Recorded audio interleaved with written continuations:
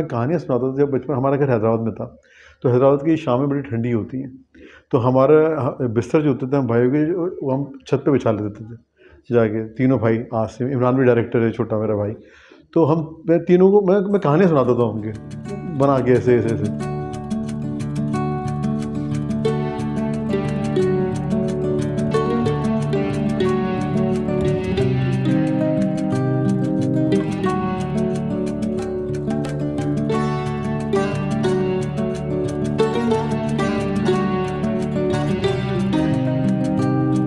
Welcome Atif हमारे show में। मायानाज double A show में आपका स्वागत है और आपको खुशामदीद कहते हैं हम। तो आप ये हमें बताएं कि आपसे बड़े ज़माने के बाद मुलाकात हुई यार। आप कहाँ किस किस नगरी में भटक रहे थे, क्या आपकी मसरूफियत थी? बस वो सफ़र तो आपको पता है, आप जियो में होते थे तो वहाँ से शुरू हुआ था और लिखना लिखाना चल रहा था। तो राइटिंग में भी भाई ने, आसिम अली छोटे भाई हैं मेरे, तो उन्होंने कहा कि इतना पढ़ते पढ़ाते तो कोई स्क्रिप्ट लिखें। मैं उस वक्त मस्कत से आया हुआ था वहाँ से, तो मैंने किसको ड्रामा लिख के दे दिया, तो उसको अच्छा लगा। तो यही ख्वाबी तमन्ना है, पीटीवी पे चला था वो। और उसके बाद फिर एतबार लिखा, वो भी पीटीवी पे चला। फिर हम हैं ना, कॉमेडी सिटकॉम था, वो भी पीटीवी पे चले। तो शुरू के 3 पीटीवी चले, तो ज़रा मुझे भी हौसला हुआ कि लोगों ने पसंद किया। उसके बाद प्राइवेट चैनल्स आना शुरू हो गए, ARY, जियो, सारा ये वो। तो ये ज़्यादा असर, लेकिन जियो के जो शुरू के चंद जो ड्रामे हैं उसमें एक जो आपके साथ दिल आशना है, वो तो आशना है जो नाम था, जो फ़हीम बर्नी और अफ़ज़ाल अहमद जो थे, तो उनके साथ वो काम, वो फिर राइटिंग की तरफ जब आया तो फिर वो शुरू हो गया, फिर लिखना लिखाना। ये लिखने का शौक़ क्या शुरू से था या फिर कोई फैमिली में इस तरह की चीज़ थी जो आपका रुझान उस तरफ चला गया? असल में बताऊँ तो पढ़ने का ज़्यादा शौक़ था मुझे। मैं नॉवल ज़रा पढ़ता था बचपन में, और मैं कहानियाँ सुनाता था जब बचपन। हमारा घर हैदराबाद में था, तो हैदराबाद की शामें बड़ी ठंडी होती हैं, तो हमारा बिस्तर जो होते थे हम भाइयों के, वो हम छत पे बिछा लेते थे जाके, तीनों भाई। आसिम, इमरान भी डायरेक्टर है, छोटा मेरा भाई। तो मैं तीनों को मैं कहानियाँ सुनाता था उनके, बना के ऐसे ऐसे ऐसे। तो वो यानी वो जो एक सिलसिला। फिर अब्बू मेरे थे हिल टॉप सिनेमा के मैनेजर, हैदराबाद में एक सिनेमा था जिसमें इंग्लिश फिल्में आती थी, और गैरजन सिनेमा था आर्मी का, जो बगैर छत का सिनेमा था। वहाँ कैंटीन वो हमारे पास थी, अब्बू के पास थी। तो वो फिल्में इतराफ़ में मोहसिन अली मामू थे, तो वो इतराफ़ में सारे ऐसे लोग ये काम कर रहे थे। तो ये हमें भी मज़ा आने लगा इनमें। फिल्में देखते हैं आप, यानी मैं ये होता था कि इंग्लिश फिल्मों में गलतियाँ निकाल देते हम, कि बूम नज़र आ रहा है, देखो वो चीज़ नज़र आ रही है फ्रेम के अंदर, वो बंदा खड़ा, इस तरह। तो वहाँ से ये एक शौक़ मुझे, मेरा पहला शौक़ था डायरेक्शन का। हाँ, क्योंकि लिखने का बहुत चोट था स्कूल में। मैं अपने होमवर्क भी नहीं लिखता था। कभी कभी ये होता था कि अब्बू अम्मी रात भर बेचारे कर रहे होते थे मेरा होमवर्क, लिखने का इतना चोट था मैं। और वही प्रोफेशन बना बाद में मेरा, कि इतना लिखा। फिर मैं खुद हैरान हो गया, इतना लिखा मैंने कैसे लिख दिया। आजमाइश थी आपकी। हाँ, आपका मोहसिन अली साहब के साथ इंटरेक्शन रहा कुछ? जी, पापोश में जब घर था मोहसिन मामू का, तो हम बचपन में जाते थे नानी के साथ, सब जो होते थे। तो वहाँ पर भी दिखता था वो अक्का बुआ और वो अदाकार हैं जो अशे मुनीर वगैरह, उनसे वहाँ मुलाकात हुई। शकील साहब से हुई एक दफ़ा, तो छोटे छोटे थे। फिर जब शादियाँ हुई, अनिला बाजी की शादी हुई, या तो वहाँ पर हम जब तकरीब में आते थे, तो वहाँ पूरा ख़ानदान होता था कि मोहसिन मामू की बच्चों की शादी है तो पूरी इंडस्ट्री आएगी। और टीवी का उस वक्त बड़ा नाम था, तो वहाँ सब होते थे। तो सबसे मुलाकात मोइन भाई से, मोइन सबसे फैमिली टर्म्स थे हमारे। मेरी बेटी का जब ऑपरेशन हो रहा था हार्ट का, तो वो साथ साथ थे। तो वो एक बड़ा अच्छा माहौल था जिसमें कि, और फिर ड्रामे भी आपको पता है कैसे बनते। मोहसिन मामू का नाम था, बहुत बड़ा नाम, एक बड़ा नाम था। वही भी नहीं कि मैं जब बताता था हैदराबाद में कि मेरे मामू हैं, तो वो कोई यकीन नहीं करता था कि नहीं ऐसे ही बोल रही। तो हम शादी में जाके ज़बरदस्ती उसके साथ खड़े होकर तस्वीर खिंचवाते थे कि मामू।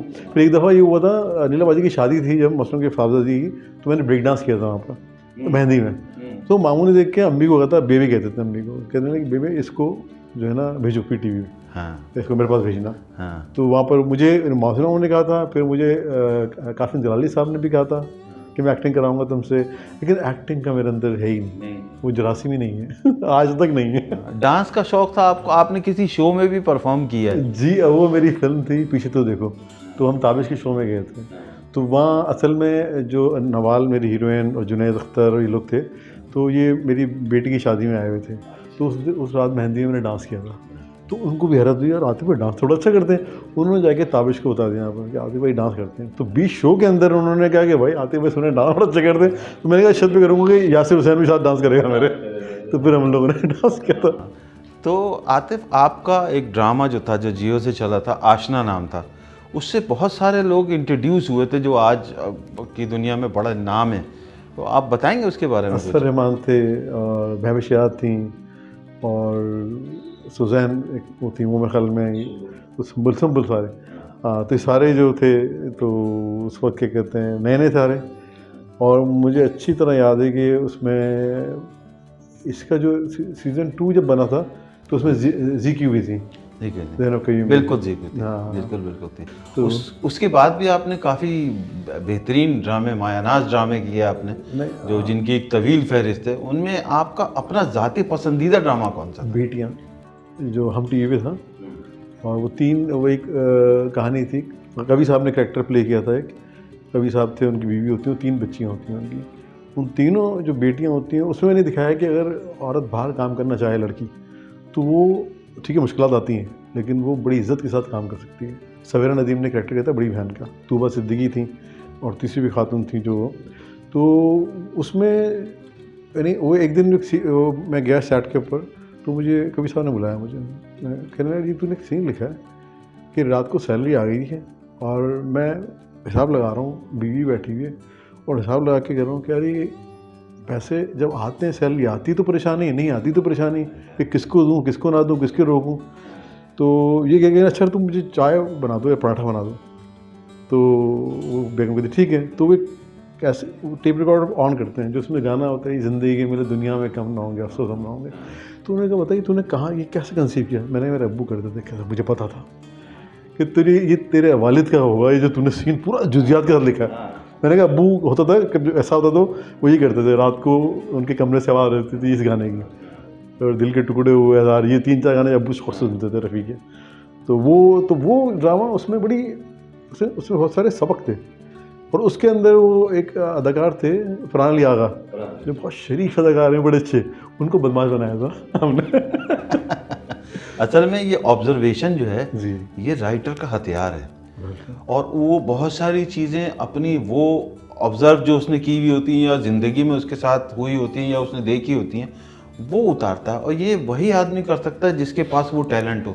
ये खुदादार टैलेंट आपके पास है, जिसका आपने भरपूर मुजाहरा किया अपने हर ड्रामे में, सिटकॉम में। आपने जितनी वेरिएशन मेरे ख्याल है दी है, बहुत कम राइटर हैं पाकिस्तान में जिन्होंने इतनी वेरिएशन दी हैं। हाँ, मैंने हॉरर भी लिखा, उससे सस्पेंस भी लिखा, एक्शन भी लिखा, सियासत पे खान ड्रामा भी लिखा। उसके अलावा जो सबसे ज़्यादा फ़ख्र जिस ड्रामे में मुझे दो एक से है कि जो इस पर मैं समझता हूँ कि शायद वो मेरी आखिरत में भी काम आए। एक ड्रामा था सफ़ीर इश्क, वो मुहर्रम पे चला था। यानी वन जब हमने कॉन्सेप्ट दिया तो ताना बन गया, तुम मरवाएगा। मैंने कहा नहीं ड्रामा, आप फिर मैंने स्क्रिप्ट सुना है ना, स्क्रिप्ट नहीं बहुत अच्छा है, हमारी शीद ने किया होगा, और इतनी खूबसूरत एक्टिंग की हमारी भाई ने उसके अंदर कि वो रोएं ओरिजिनल उसके अंदर। और वो ड्रामा जब ऑन एयर गया है तो डॉन ने लिखा था कि आतिफ ने साबित किया कि ड्रामे के पैराए में कोई भी बात की जा सकती है। तो आतिफ, आपका जो ये ड्रामों के बाद फिल्मों की तरफ रुझान था, फिल्मों का आपको शौक़ था, फिर आपने 2 फिल्में जो की हैं तो उनके बारे में कुछ बताइएगा। बहुत ज़बरदस्त आपने उस जॉनरा पे काम किया जिसमें लोग डरते हैं हाथ डालते हैं, यानी हॉरर, कॉमेडी, हॉरर, इस तरह की चीज़ें अमूमन डायरेक्टर या राइटर जो है वो इज्तनाब करते हैं कि नहीं यार ये नहीं करो, चलेंगे नहीं। तो आपका रुझान कैसे इस तरफ? देखिए फिल्म का वही था ना, अब्बू हेल टॉप सिनेमा थे, तो स्क्रीन बड़े पर्दा दिखते थे, हम कहते थे काश इस भी हमारा भी नाम आए। तो जियो में था जब भी, तो दोस्त है हमारे खालिक, हाँ, तो वो भी हम लोग जाते थे फिल्में देखने और इंडियन देखते थे, कहते हैं हाँ काश हमारा भी कभी नाम आए, रेटिंग डायरेक्टेड भाई वो। तो वो शौक़ तो था, और हर जो इस फील्ड से ताल्लुक़ रखता है उसका जो प्राइम गोल ये होता है कि यार फिल्म बनानी है, सिल्वर स्क्रीन पर नज़र आना है अपना। तो वो उस वक्त जब मैं जियो में था तो उस वक्त ये आइडिया मेरा था परी का, तो मैं लिख रहा था कि ऐसा करता हूँ। तो हमारे दोस्त हैं मुबीन भाई, अमेरिका में होते हैं, तो उनसे बात हुई, तो उन्होंने कहा आतिफ करो मिल के करते हैं और ये इसको बनाते हैं। हमने कहा ठीक है। तो वो पूरा स्क्रिप्ट और फिर पूरा सारा, फिर मैंने उनको कास्ट किया, जुनेद अख्तर को, अजीका दानियल को, और कवि साहब भी थे उसके अंदर, और दूसरे हमारे ये सलीम मिराज भाई थे। सलीम मिराज, हाँ, बेहतरीन। तो वो बेहतरीन काम हुआ, वो मज़ा भी आया काम करके हमें भी। और वो एक जमी भी हॉरर फिल्म है, यानी यूट्यूब पे भी मौजूद है, और जब मैं वहाँ जाके कमेंट्स पढ़ता हूँ कभी कभी तो बड़ी बड़ी तारीफ़ करते हैं लोग, कहते हैं कि नहीं यार बहुत ये अच्छी genuine फिल्म थी। थी। वो आपने हैदराबाद में भी शूट की थी? नहीं, हैदराबाद में शूट जारी की थी अभी, ये पीछे तो देखो। पीछे तो देखो, इसमें आपके ये कोई horror पुराने film है। टीचर भी सुना मिल गए थे हैदराबाद जी, में? वो ये कि हम मेरा पुराना जो इलाका है ना हैदराबाद फ़कीर का पड़, बहुत पुराना इलाका है, रेशमगिरी, शाही बाज़ार, फ़कीर का पड़ी सब एरिया है। तो यहाँ मेरी पैदाइश है उस जगह की।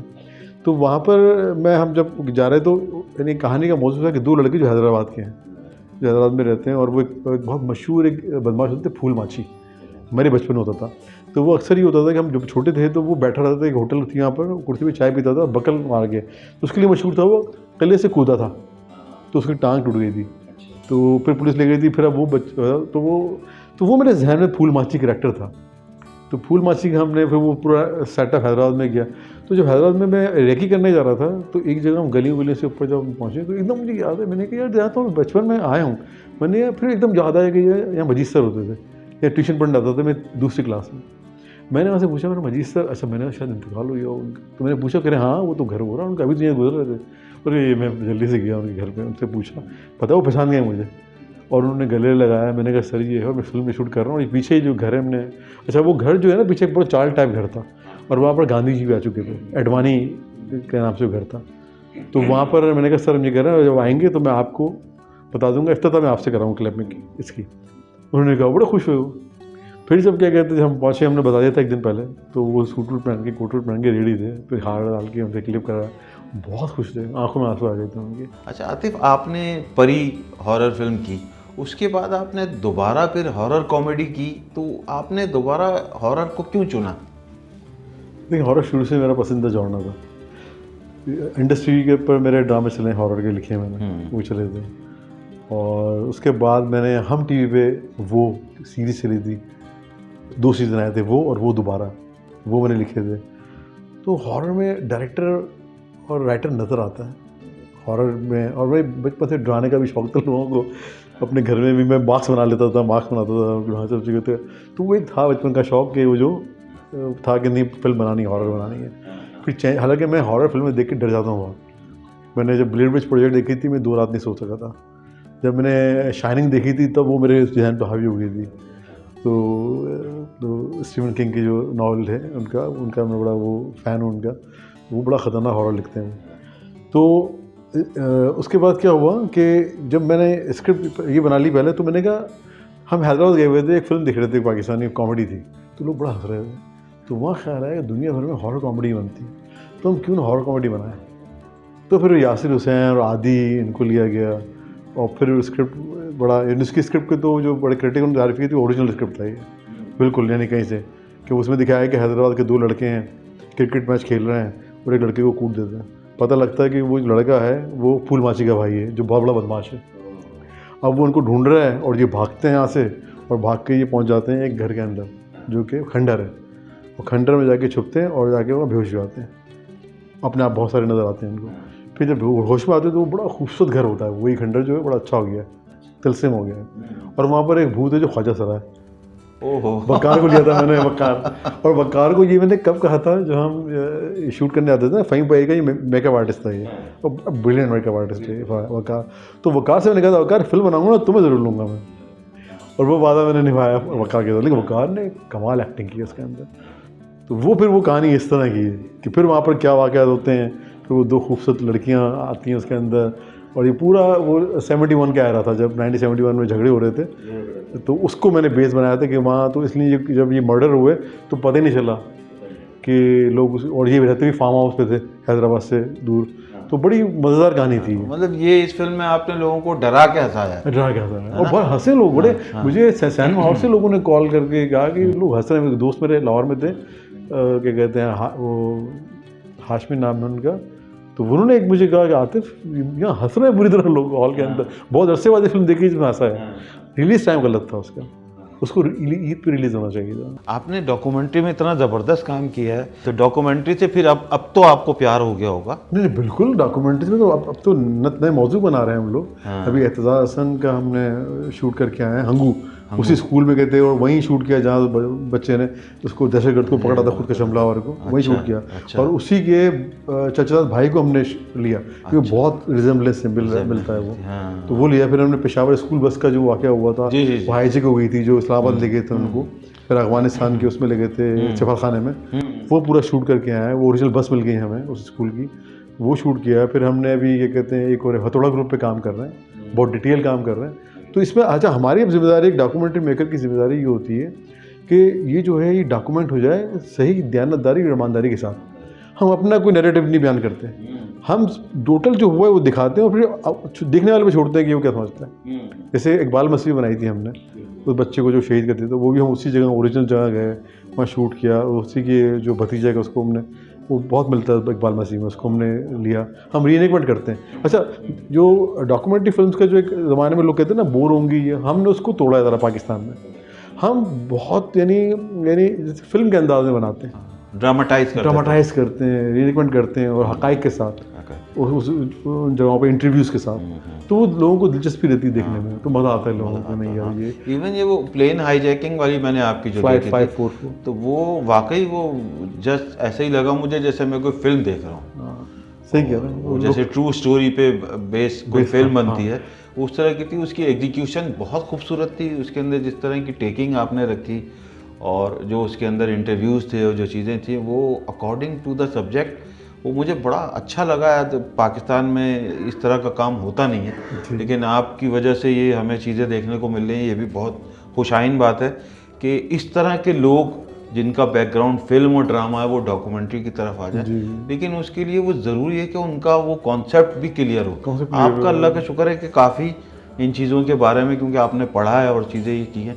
तो ये डॉक्यूमेंट्री का आपका एक्सपीरियंस कैसा रहा ड्रामे और फिल्मों के अलावा? बेहतरीन रहा। एक तो सबसे बड़ी फिल्म और ड्रामा करते हैं स्क्रिप्ट मौजूद होता है आपके पास सिर्फ फ्रेम चेंज करते हैं और आपको पता है टेकिंग किस तरह करनी है, आपको किस तरह एग्जीक्यूट करना है। ये डॉक्यूमेंट्री ये स्क्रिप्ट नहीं होता, ये पूरा एक वाक़या होता है, इसकी आपको रिसर्च करनी पड़ती है पहले, क्या ये सच भी है या सिर्फ अफवाहें हैं। अगर अफवाहें हैं तो कहाँ से पनपी। जैसे अभी हम बताया हथौड़ा ग्रुप को हम जब रिसर्च कर रहे थे तो हम वहाँ पहुँच गए जाके जहाँ से काम शुरू हुआ था, हम वहाँ पहुँचे, हमने ढूंढा लोगों को। पाकिस्तान का रावा डॉक्यूमेंट्री फिल्म पाकिस्तान का ये वाहिद इदारा है जो कि सच की तलाश में दूर दराज का सफ़र करता है। दागा भंगू कोहाट हर जगह हम घूम आते हैं, लेकिन ओरिजिनल लोगों से मिलते हैं, उन लोगों को तलाश करते हैं, उनसे वो टाइम लेते हैं, फिर पहुँच जाते हैं उनके घर में। पूरी दुनिया में ये एक इंडस्ट्री है और सीरियस इंडस्ट्री है।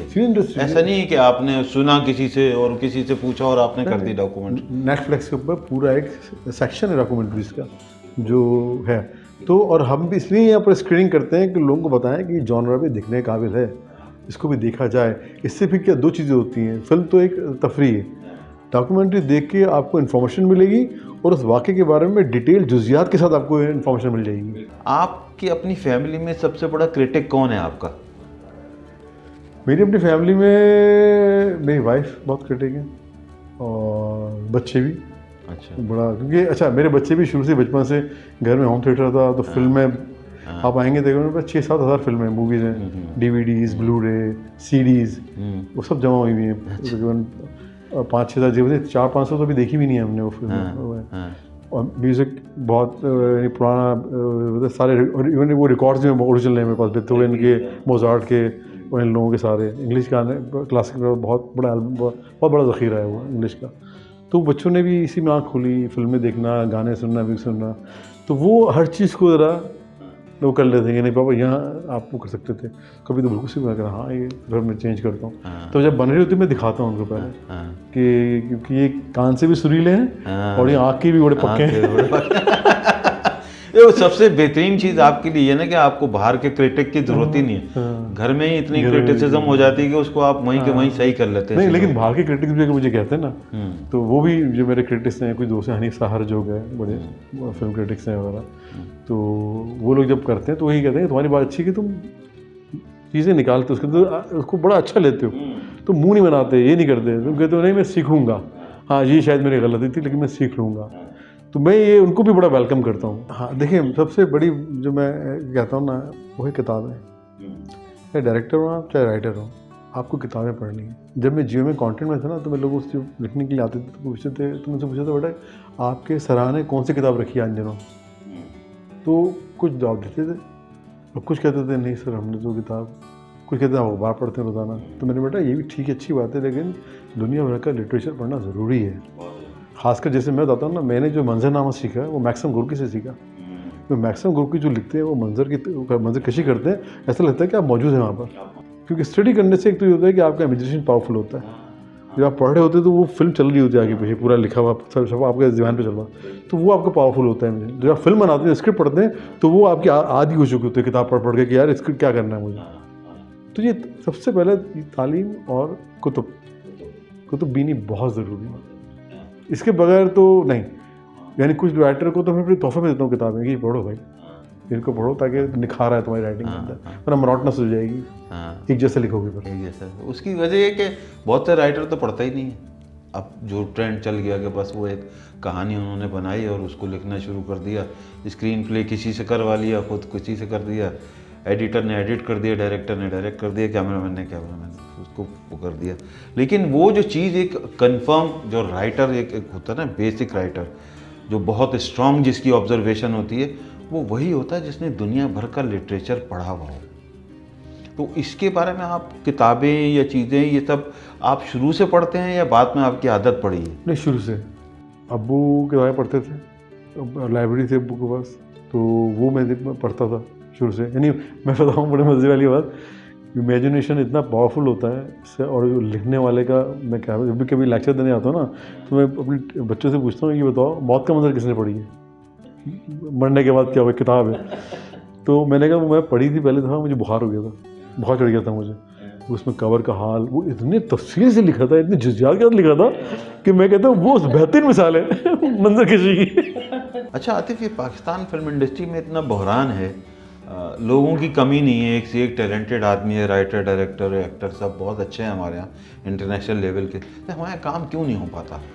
देखिए, सबसे पहले मैं ये हमेशा कहता हूँ, एक आपके हमारे बचपन, मेरे बचपन में तो था कि सिनेमा बीनी का बड़ा रुझान था, पूरी फैमिली जाती थी, इवन की औरतों को शौक होता था। और सिनेमा जो था वो गरीब आवाम के दस्तरस में था कि वो टिकट ले सकता था। यानी ऊपर में से ग्रैंड सर्कल का भी मैं ख्याल है 13-14 रुपये का टिकट होता बिल्कुल था, और थर्ड का मैं ख्याल 2 रुपये का, 3 रुपये का, 5 रुपये का, इस तरह सर्कल वगैरह था। उसके बाद क्या हुआ कि एक वक्त आया, देखें पाकिस्तान ने पता है क्या, ये कि हर चीज़ हराम हो जाती है। एक पूरी एक लहर चली थी जवाहरलाल के ज़माने में कि ये भी हराम है, ये भी हराम है। ये मुझे कि नाज़िर हसन ज़ुबैर हसन गाने नहीं सुन सकते थे टीवी पे आप, बिल्कुल, कि बहन भाई हैं और ये तिरक रहे हैं। तो वो उसने बड़ा नुकसान दिया। अब जो चीज़ हराम हो वो कैसे पनपती है, कैसे पनपेगी? तो वो फिर सिनेमा ख़त्म होना शुरू हो गए।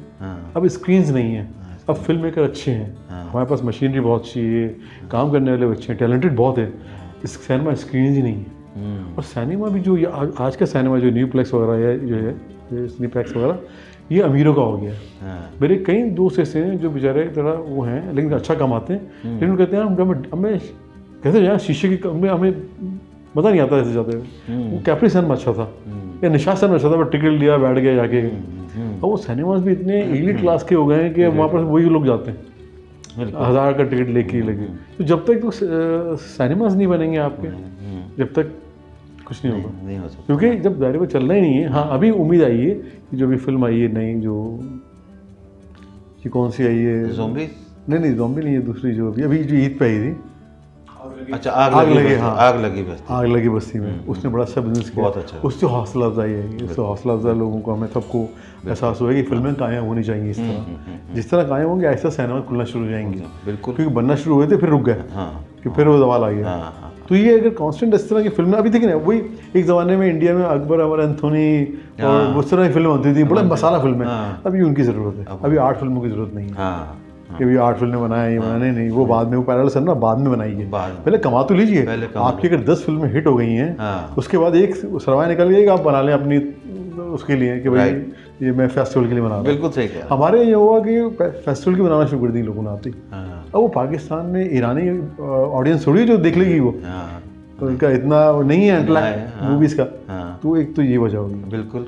और मेरा जो पसंदीदा जो मैं आपका अपना पसंदीदा डायरेक्टर जो है लोकल या मतलब पाकिस्तानी या बाहर का या जहाँ का भी, आपको कौन कौन पसंद है? देखिए, पाकिस्तान में जावेद फाजिल साहब थे, शवाब साहब थे, शवाब किरानी साहब थे, और इसके अलावा अभी यंग में जो है नबील कुरैशी, उसका काम बड़ा अच्छा है, वो पसंद है। अच्छा, हॉलीवुड में ओलिवर स्टोन हो गए, डेविड लीन हो गए, ये लेजेंड हैं, और टेरेंस मलिक बड़ा ज़बरदस्त काम करते हैं, क्या वो जुजियात के साथ करते हैं। वो सिनेमा भी हमारा तो नहीं चल सकता अभी, वो तो इतना स्लो सिनेमा है उनका। तो ये लोग हैं जो बड़े क्या कहते हैं, कांडा में जानते हैं, बड़े इन्होंने बहुत सिखाया है इन्होंने। बहुत, हाँ। ये अच्छा, ऑलिवर स्टोन इसलिए आपको पसंद है कि वो राइटर भी है और डायरेक्टर भी है, क्योंकि हाँ, आप भी हैं। वो भी, हाँ, वो भी बड़ी जुजियात पे काम करता है वो। उसकी यू टर्न तो मैं जब भी लग जाती देखता हूँ हाँ, हाँ। कि यू टर्न ऐसी फिल्म है। देखिए, ये बड़ी एज होती है कि जो राइटर है वही डायरेक्टर हो, वही director। क्योंकि उसको फिर मोहताज ही नहीं। जी, वो जब सीन बना रहा होता है, लिख रहा होता है, तो उसको पता है क्या लिख रहा हूँ मैं, हाँ, कि कैसे शूट होगा। बिल्कुल। तो ये चीज़ होनी चाहिए। वो जो कंसीव कर सकता है, सकता वो ना। किसी को समझाना बहुत मुश्किल बिल्कुल होता है। सही, हाँ, बिल्कुल ये सही है। कह रहे हैं।